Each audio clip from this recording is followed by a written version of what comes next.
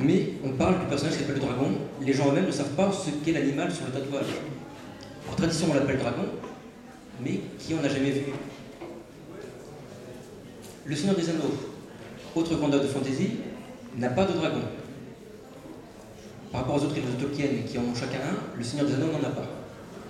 Quoique, j'en reparlerai plus tard.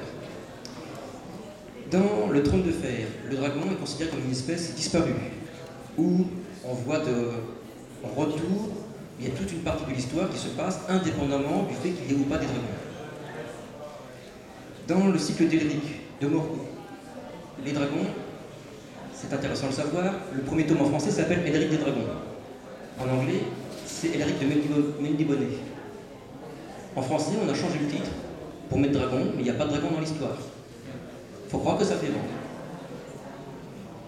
Et en quatrième de couverture, on nous dit que les dragons ont disparu depuis longtemps.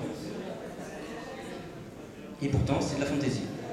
Un peu dark, mais c'en est. Dans l'Assassin Royal, on attend très très longtemps avant de voir le bout de la queue d'un dragon. Et c'est pas forcément celui qu'on attendait de voir. Dans Conan le Barbare, je crois qu'on n'a pas un seul bout de dragon qui se respecte. Et s'il y en avait un, Conan l'aurait fait. Et dans La Tour sombre de Stephen King, qui mélange plusieurs genres, on n'a pas de dragon typique. Quoique, j'en reparlerai plus tard. Maintenant, passons aux dragons que l'on voit, qu'on reconnaît, mais qui ne font pas partie d'une œuvre qui est représentée par la fantaisie. Ceci est un petit diagramme sur la balade de perles.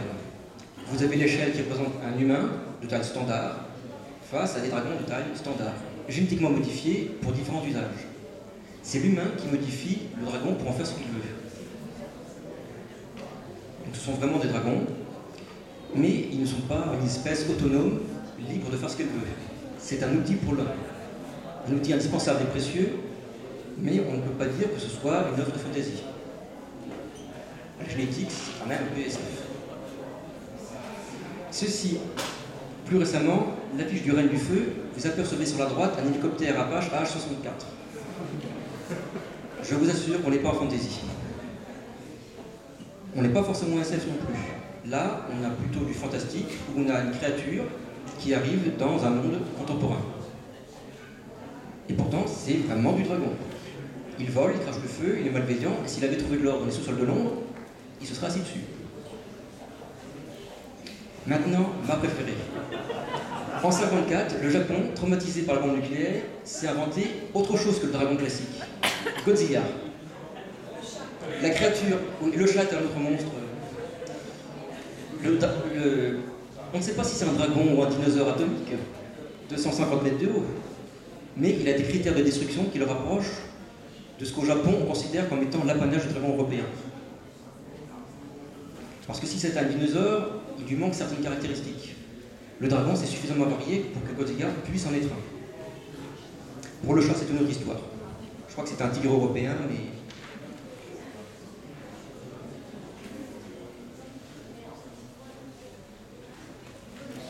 Alors, je n'ai pas d'image tout de suite, mais ça viendra. En science-fiction pure, on a les anciens épisodes de Flash Gordon, dans lesquels, à travers l'espace, on voit des créatures qui sont appelées dragons. Nous verrons plus tard que l'appellation dragon est peut-être un peu surfaite, ou du moins très largement employée.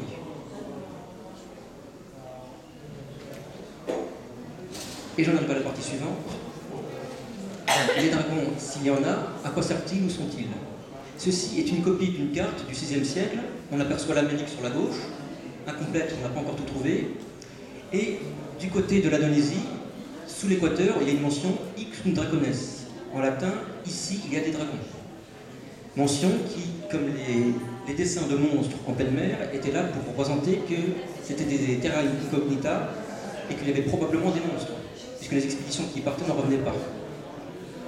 Les cartographes ont marqué, à titre de sécurité, que là-bas, il y a des dragons. Et un dragon, ça peut être un mélange entre un dragon asiatique et un dragon européen, mais dans les aventuriers de la mer, Puntaglia est un vrai dragon, mais qui ne crache pas du feu, et qui parle, qui a l'intérêt de sa propre survie et celle de son espèce, parmi la chaîne alimentaire générale. Il y a un lien avec d'autres créatures, avec les humains aussi. C'est pourtant vraiment un dragon qui joue son rôle de dragon. Glaurung, Gizmo, que nous avons déjà vu, il joue le rôle du dragon. Quand on dit dans un village que le dragon arrive, chacun sait quoi faire. Courir et fuir. Si en Asie on parle du dragon qui arrive, les gens sortent pour récupérer les offrandes du dieu.